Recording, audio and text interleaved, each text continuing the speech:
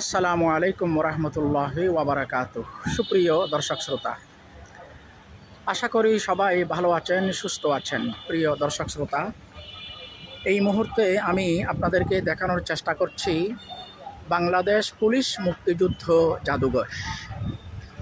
এটি রাজারবাগ পুলিশ লাইনে অবস্থিত।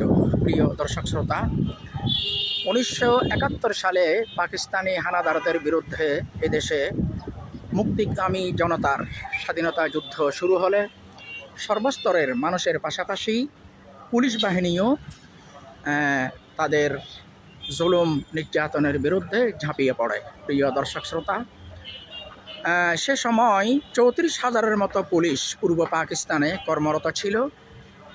এর মধ্যে 14,000-এর মতো পুলিশ সরাসরি পাকিস্তানি হানাদারদের বিরুদ্ধে বিদ্রোহ ঘোষণা করে, অর্থাৎ তারা সরাসরি মুক্তিযুদ্ধে অংশগ্রহণ করে। সেই 14,000 পুলিশের মধ্য থেকে কমপক্ষে 1100 পুলিশ শাহাদাত বরণ করে। এই মুহূর্তে আমি যেখানে দাঁড়িয়ে আছি আপনাদেরকে দেখানোর চেষ্টা করছি, এটি হচ্ছে ঐতিহাসিক রাজারবাগ পুলিশ লাইন্স। 1971 সালের 25শে মার্চ কালো রাত্রে পাকিস্তানি সেনাবাহিনী অপারেশন সার্চ লাইট নামে এই রাজারবাগ পুলিশ লাইনে হঠাৎ করে আক্রমণ করেছিল, হামলা করেছিল। সেই হামলায় কম করে হলেও 150 জনের মতো পুলিশ শাহাদাত বরণ করে। প্রিয় দর্শক শ্রোতা, সেই ঐতিহাসিক রাজারবাগ পুলিশ লাইন্স থেকে আপনাদের সঙ্গে যুক্ত হলাম।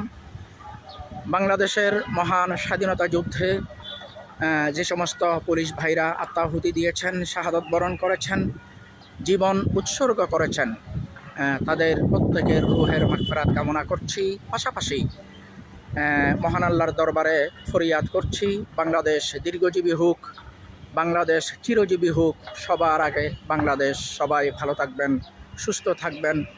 আসসালামু আলাইকুম।